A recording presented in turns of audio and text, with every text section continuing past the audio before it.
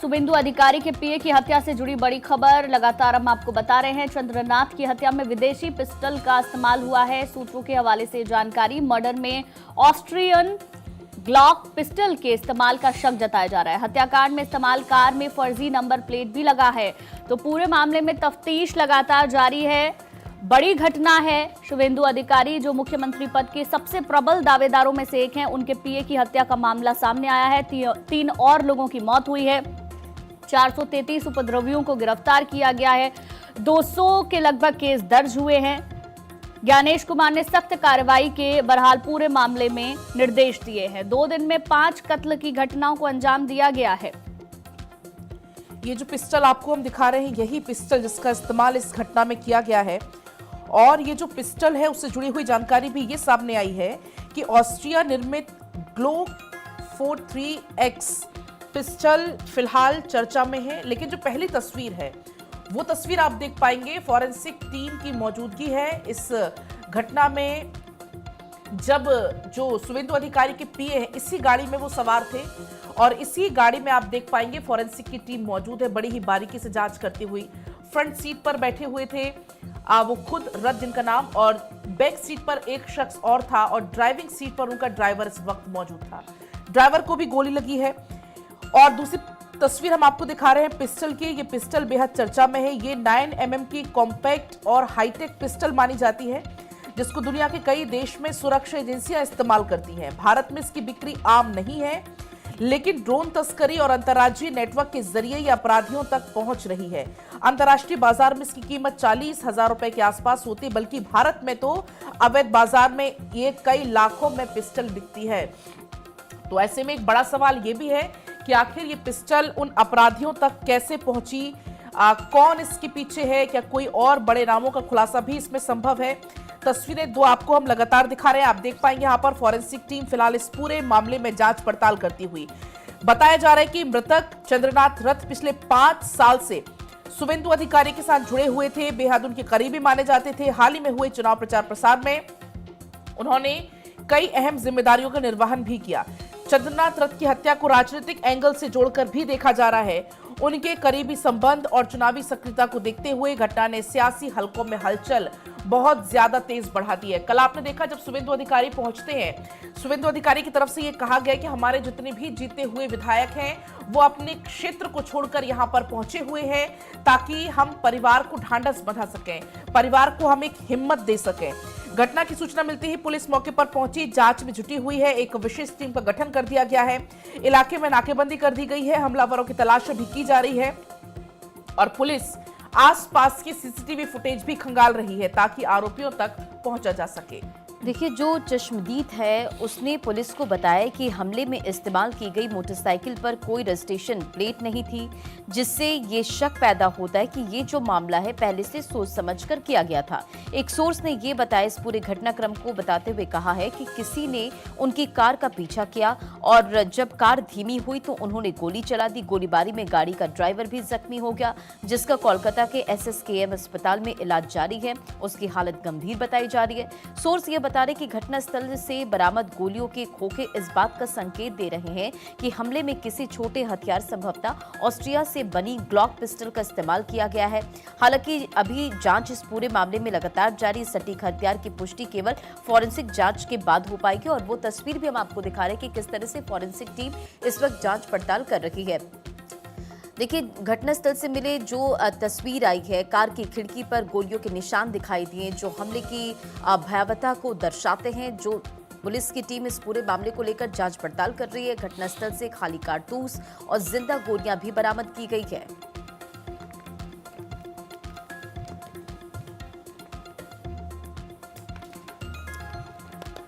तो देखिए, आपको ये जानकारी दे दें, अब इस पूरे मामले को लेकर इन्वेस्टिगेशन शुरू हो चुकी है और कई ऐसी चीजें हैं जिनका अभी पर्दाफाश होना बहुत ज्यादा जरूरी है। हालांकि धीरे धीरे करके चीजें क्लियर हो रही हैं। देखिए, ये वारदात जिस तरह से कल अंजाम दी गई, आप सिलसिलेवार तरीके से समझिए। दरअसल होता है कि स्कॉर्पियो कार में सवार चंद्रनाथ रथ नॉर्थ 24 परगना में मध्यम ग्राम के डोलतला इलाके से होते हुए रात करीब 10:30 बजे घर जा रहे थे।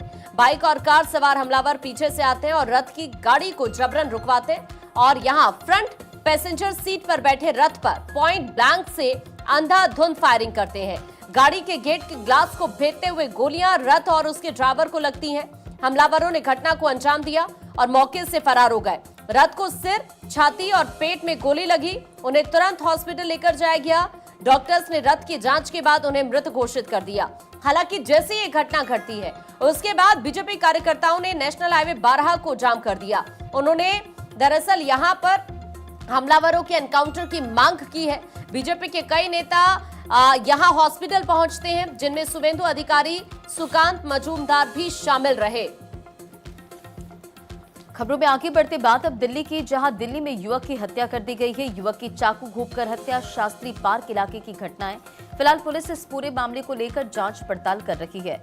तो ये खबर आपको बता रहे हैं, जहां दिल्ली में एक शख्स की चाकू घोंपकर हत्या कर दी गई है और पुलिस की टीम इस पूरे मामले को लेकर जांच पड़ताल कर रही है। शास्त्री पार्क का ये पूरा मामला बताया जा रहा है। फिलहाल मामला दर्ज कर पुलिस इस पूरे मामले को लेकर इन्वेस्टिगेशन कर रही है।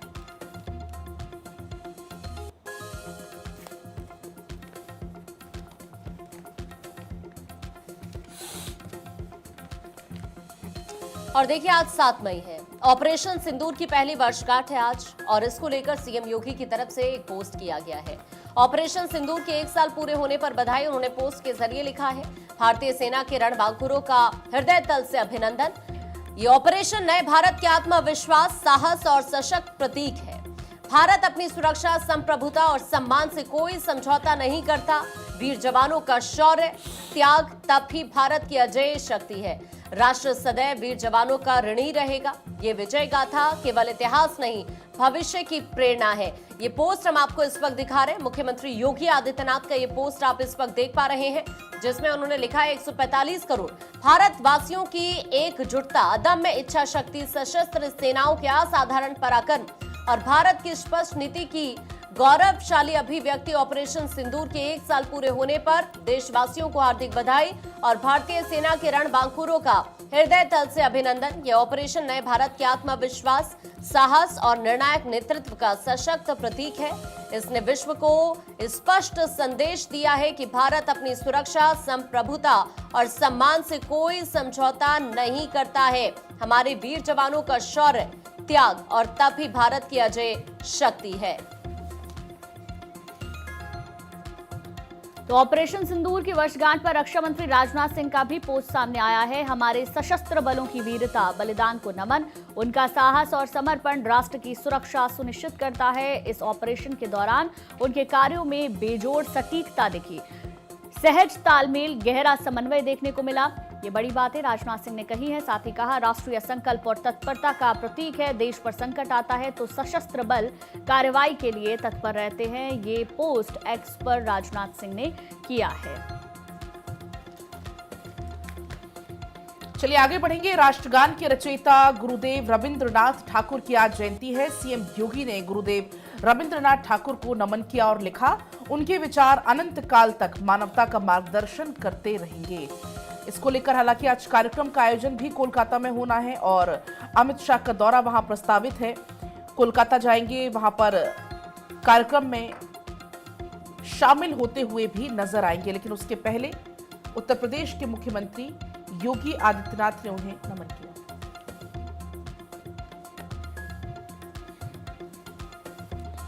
आगे बढ़ते खबरों में, और भारत के दौरे पर वियतनाम के राष्ट्रपति तोला।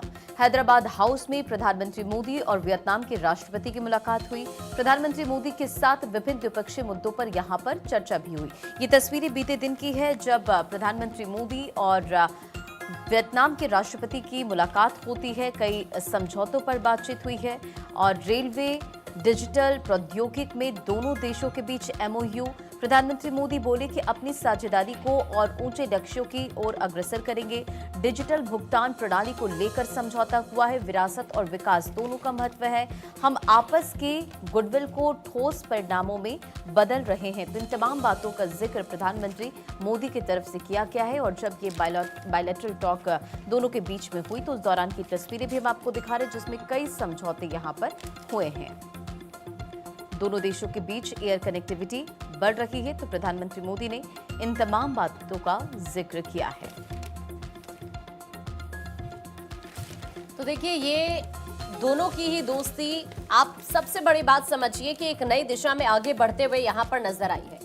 दरअसल कई करार भी यहां पर हुए हैं। 3 दिवसीय ये राष्ट्रपति तोलाम का भारत का दौरा है और कल जब पहुंचे, इससे पहले आपने देखा दिन की जो शुरुआत हुई, राष्ट्रपति द्रौपदी मुर्मू से वो मुलाकात करते हैं और यहां पर जो करार हुए हैं, देखिए यहां द्विपक्षीय बातचीत होती है प्रधानमंत्री मोदी के साथ। दोनों देशों ने ब्रह्मोस से लेकर ब्रिक्स तक रिश्तों को बहुआयामी बनाने का फैसला किया है। प्रधानमंत्री मोदी ने इस दौरान साझा बयान में ये कहा है कि वियतनाम के राष्ट्रपति बनने के बाद इनका उच्च स्तरीय प्रतिनिधिमंडल और बिजनेस लीडर्स के साथ आना ये दिखाता है कि वो भारत को कितनी प्राथमिकता देते हैं। इस दौरान पीएम मोदी ने राष्ट्रपति के बोधगया से शुरू हुए दौरे का खास तौर से जिक्र भी किया। पीएम ने वियतनाम के साथ एक्ट ईस्ट पॉलिसी का जिक्र करते हुए कहा कि वियतनाम भारत के विजन महासागर का आधार स्तंभ है। वियतनाम के सहयोग से भारत आसियान के साथ अपने संबंधों को भी और व्यापक बनाएगा। भारत ने वियतनाम को सितंबर में होने वाली ब्रिक्स समिट के लिए न्योता दिया है।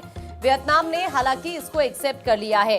ये बताया गया कि वियतनाम के साथ ब्रह्मोस को लेकर भी बातचीत चल रही है। कुल मिलाकर भारत और वियतनाम ने अपने संबंधों को पारंपरिक सहयोग से परे रक्षा, तकनीक, व्यापार और वैश्विक रणनीति के आयाम की साझेदारी तक ले जाने का फैसला लिया है।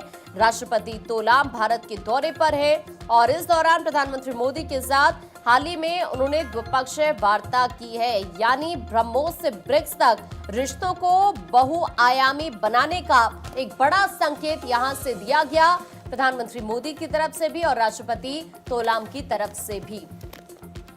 और अब आगे बढ़ते हैं। बंगाल में नई सरकार को लेकर हलचल तेज हो गई है। शुभेंदु अधिकारी होंगे बंगाल के नए सीएम। कल बीजेपी विधायक दल की मीटिंग, सूत्रों के हवाले से जानकारी ये मिल रही है। देखिए, गृह मंत्री भी अब यहां पर पहुंच रहे हैं और अब चूंकि बारी है बंगाल के अंदर नई सरकार बनाने की, तो देखिए 9 तारीख को नई सरकार बनेगी और असम में 11 के बाद सरकार बनेगी। पश्चिम बंगाल में बीजेपी की पहली सरकार का शपथ ग्रहण समारोह 9 मई को कोलकाता के ब्रिगेड परेड ग्राउंड में होगा।